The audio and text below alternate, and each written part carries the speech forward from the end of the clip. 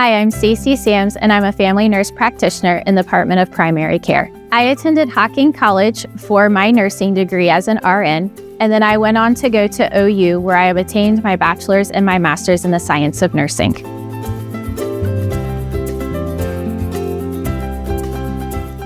What made me want to become a nurse practitioner, as while working on the floor as a nurse in the hospital setting, I knew I could do more.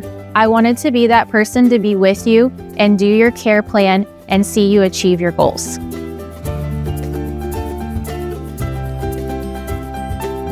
My quick health tip would be always keep moving.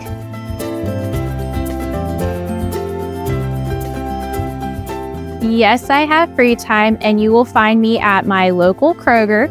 I will be walking my dogs downtown. I will be hiking in the Hocking Hills on our area parks, and also I like to do our thrift stores and antique stores.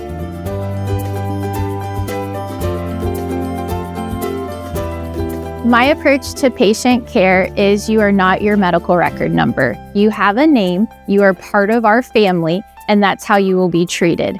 You will be part of your care in our office with me, and I'm going to guide you through the way to help you achieve your goals.